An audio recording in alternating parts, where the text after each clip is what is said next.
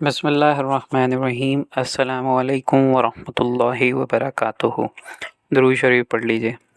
صرف 5 منٹ کا مدرسہ قرآن و حدیث کی روشنی میں 4 ربیع الاول۔ سلسلہ نمبر 1، اسلامی تاریخ۔ حضرت عیسیٰ علیہ السلام کی پیدائش۔ قرآن میں اللہ تعالیٰ نے حضرت عیسیٰ علیہ السلام کے ناموں کا ذکر مختلف اعتبار سے 59 مرتبہ کیا ہے۔ ان کی پیدائش اللہ تعالیٰ کی قدرت کی ایک بہت بڑی نشانی ہے۔ ایک دن حضرت مریم علیہ السلام کسی ضرورت کی وجہ سے بیت المقدس کی مشرقی جانب گئی ہوئی تھیں کہ اچانک ایک فرشتے نے خوشخبری دی کہ اللہ تعالیٰ تم کو ایک بیٹا عطا فرمائے گا جس کا نام عیسیٰ بن مریم ہوگا۔ حضرت مریم علیہ السلام نے کہا میری تو شادی بھی نہیں ہوئی، لڑکا کیسے ہوگا؟ فرشتے نے کہا اللہ کا فیصلہ ایسا ہی ہے اور یہ اللہ کے لیے بہت آسان ہے۔ پھر ایسا ہی ہوا کہ حضرت عیسیٰ علیہ السلام اللہ کے حکم سے بغیر باپ کے پیدا ہوئے۔ جب لوگوں نے دیکھا تو بہت تعجب کیا اور کہا مریم تم نے یہ کتنا بڑا گناہ کیا ہے۔ حضرت مریم علیہ السلام نے کوئی جواب نہیں دیا بلکہ بچے کی طرف اشارہ کر دیا اور بچہ بول پڑا، میں اللہ کا بندہ ہوں، اس نے مجھے کتاب دی ہے اور نبی بنایا ہے، میں چاہا کہیں بھی رہوں خدا نے مجھے بابرکت بنایا ہے اور آخری دم تک اللہ نے مجھے نماز پڑھنے اور زکوٰۃ ادا کرنے کا حکم دیا ہے اور اپنی ماں کا فرما بردار بنایا ہے۔ میری پیدائش، میری وفات اور پھر دوبارہ زندہ ہونا میرے لیے خیر و برکت اور سلامتی کا ذریعہ ہے۔ بچے کی ایسی باتیں سن کر قوم حیران رہ گئی اور حضرت مریم علیہ السلام سے ان کی بدگمانی عقیدت میں بدل گئی۔ سلسلہ نمبر 2، حضور صلی اللہ علیہ وآلہ وسلم کا معجزہ۔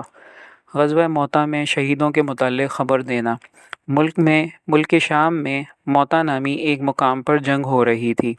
حضرت انس رضی اللہ تعالیٰ عنہ فرماتے ہیں کہ رسول اللہ صلی اللہ علیہ وآلہ وسلم نے مدینے میں رہتے ہوئے یکے بعد دیگرے 3 صحابی رضی اللہ عنہم کے موتہ میں شہید ہونے کی خبر دی، جبکہ وہاں سے ابھی تک کوئی خبر نہیں آئی تھی، اور پھر فرمایا ان کے بعد جھنڈا اللہ کی تلوار نے اٹھایا اور اللہ نے ان کے ہاتھوں مسلمانوں کو دشمنوں پر فتح نصیب فرمائی۔ فائدہ: اللہ کی تلوار سے مراد حضرت خالد بن ولید رضی اللہ تعالیٰ عنہ ہیں، ان کو یہ لقب آپ صلی اللہ علیہ وآلہ وسلم نے دیا تھا۔ سلسلہ نمبر 3، ایک فرض کے بارے میں۔ بیوی کی وراثت میں شوہر کا حصہ۔ قرآن میں اللہ تعالیٰ فرماتا ہے تمہارے لیے تمہاری بیوی کے چھوڑے ہوئے مال میں سے آدھا حصہ ہے جبکہ ان کی کوئی اولاد نہ ہو، اور اگر ان کی اولاد ہو تو تمہاری بیویوں کے چھوڑے ہوئے مال میں تمہارے لیے چوتھائی حصہ ہے، تمہیں یہ حصہ ان کی وصیت اور قرض ادا کرنے کے بعد ملے گا۔ سلسلہ نمبر 4، ایک سنت کے بارے میں۔ مصیبت سے نجات کی دعا۔ جب کوئی مصیبت یا آزمائش میں پڑ جائے تو اس دعا کو زیادہ سے زیادہ پڑھے۔ لا الہ الا انت سبحانک انی کنت من الظالمین۔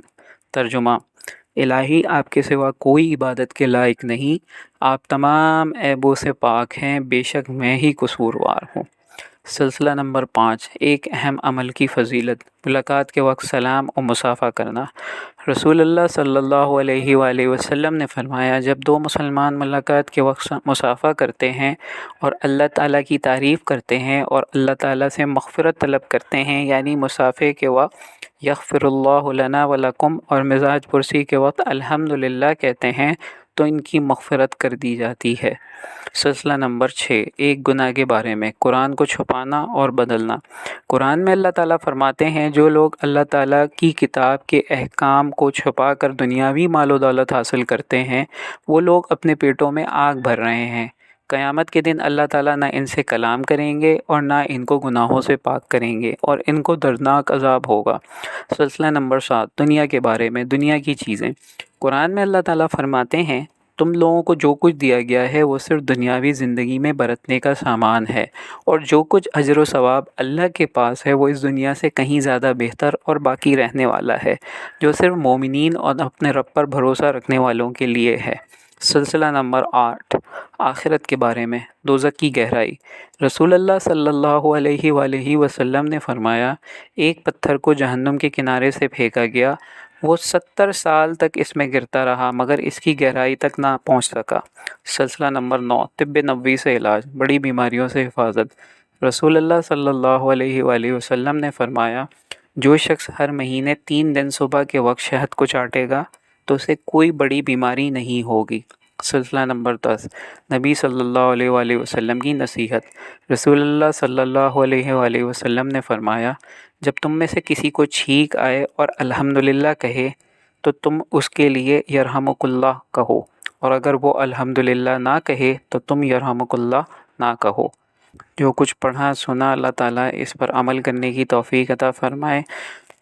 اس طرح کی مزید اسلامک ویڈیوز کے لیے ہمارے چینل اسلامک بیانات کو لائک، شیئر اور سبسکرائب کر لیجئے۔ جزاک اللہ خیر۔ السلام علیکم ورحمۃ اللہ وبرکاتہ۔